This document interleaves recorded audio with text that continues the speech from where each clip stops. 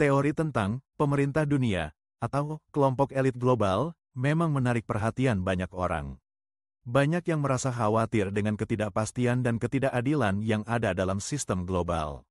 Namun, penting untuk diingat bahwa banyak klaim dalam teori ini tidak didukung oleh bukti yang kuat. Ketidakpuasan terhadap kondisi sosial dan ekonomi seringkali mendorong orang untuk mencari penjelasan alternatif. Alih-alih terjebak dalam teori konspirasi, lebih baik kita fokus pada fakta dan berupaya menciptakan perubahan positif dalam masyarakat. Berikut adalah beberapa ide utama dari teori tentang pemerintah dunia dan agenda-agenda rahasia yang sering disebutkan dalam diskursus ini. Mitos, sebuah kelompok rahasia mengendalikan dunia. Teori ini berpendapat bahwa ada kelompok elit atau individu-individu tertentu yang mengendalikan pemerintahan dunia secara tidak langsung, mungkin melalui organisasi seperti The Illuminati, Freemasons, atau bahkan organisasi internasional seperti The Council on Foreign Relations, CFR, atau The Bilderberg Group.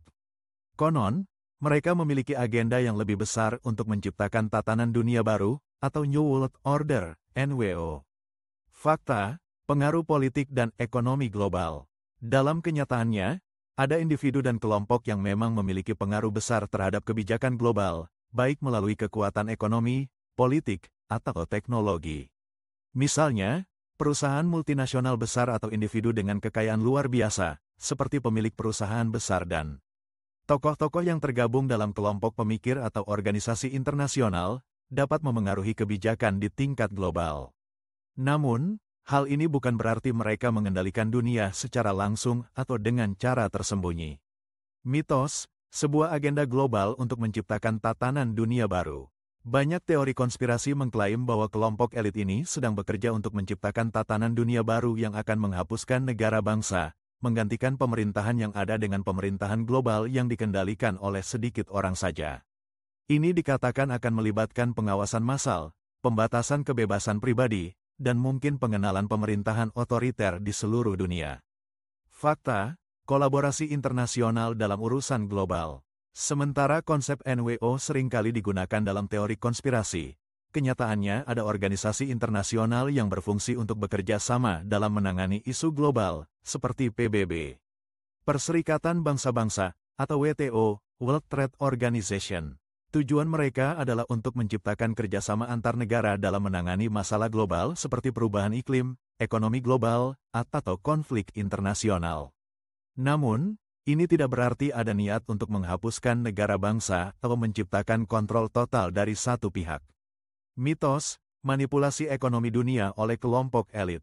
Dalam teori konspirasi ini, kelompok elit global dikatakan memiliki kendali atas sistem keuangan dunia melalui lembaga-lembaga seperti Bank Dunia, IMF, International Monetary Fund, atau Federal Reserve. Mereka diduga menciptakan krisis ekonomi atau menciptakan kebijakan yang menguntungkan segelintir orang kaya, sementara mengorbankan masyarakat umum. Fakta, kekuatan ekonomi yang besar memang ada. Memang benar bahwa lembaga-lembaga seperti IMF dan Bank Dunia memainkan peran besar dalam ekonomi global. Namun, peran mereka adalah untuk memberikan bantuan ekonomi atau menstabilkan sistem keuangan internasional, meskipun keputusan mereka seringkali kontroversial. Adanya ketimpangan ekonomi yang besar, ketidaksetaraan antara negara kaya dan miskin, serta pengaruh kuat dari perusahaan-perusahaan besar, membuat ketidakpercayaan terhadap sistem ini tumbuh. Namun, bukti bahwa ada konspirasi untuk mengendalikan ekonomi dunia tetap tidak terbukti secara jelas. Mitos, kelompok elit mengendalikan kebijakan dunia dari belakang layar. Teori ini menyatakan bahwa keputusan-keputusan besar yang mempengaruhi kehidupan banyak orang, seperti perang, kebijakan luar negeri, dan perubahan ekonomi, tidak diambil oleh pemerintah yang terpilih, melainkan oleh kelompok elit yang memiliki kepentingan pribadi atau korporat. Kelompok ini dianggap memiliki pengaruh besar dalam keputusan-keputusan strategis yang memengaruhi seluruh dunia. Fakta, pengaruh kelompok tertentu terhadap kebijakan global. Dalam kenyataannya, memang ada kelompok yang memiliki pengaruh besar dalam kebijakan dunia, terutama melalui lobi politik dan kekuatan ekonomi. Sebagai contoh, perusahaan besar atau individu kaya sering mempengaruhi kebijakan melalui sumbangan politik, lobi, atau bahkan dengan menjadi penasihat penting bagi pemimpin dunia. Namun, Hal ini lebih kepada pengaruh yang sah menurut sistem demokrasi dan bukan sebuah konspirasi rahasia. Mitos, pemerintah dunia ingin menciptakan pengawasan massal. Salah satu agenda yang sering disebutkan dalam teori tentang pemerintah dunia adalah pengawasan global yang mengontrol setiap aspek kehidupan individu. Ada klaim bahwa teknologi modern, seperti kamera pengawas dan sistem pelacakan digital, digunakan untuk memonitor dan mengendalikan populasi dunia, menciptakan masyarakat yang terkontrol. Teknologi memang memungkinkan tingkat pengawasan yang lebih tinggi, dan banyak negara memperkenalkan teknologi untuk tujuan keamanan atau penegakan hukum.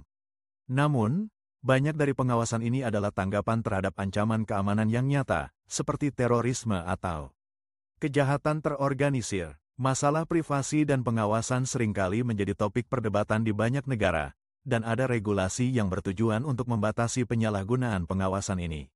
Teori tentang pemerintah dunia atau kelompok elit global yang mengendalikan dunia seringkali didasarkan pada ketakutan terhadap ketidaksetaraan, kekuasaan yang terpusat, dan ketidakpastian dalam sistem global yang kompleks. Meskipun ada fakta tentang ketimpangan kekuasaan dan pengaruh besar beberapa individu dan kelompok, tidak ada bukti nyata yang mendukung klaim bahwa ada kelompok elit yang secara diam-diam mengendalikan dunia dalam cara yang digambarkan oleh teori konspirasi. Sebagian besar kebijakan global yang penting melibatkan proses diplomasi dan kerjasama antar negara, meskipun seringkali dipengaruhi oleh kekuatan ekonomi dan politik yang besar.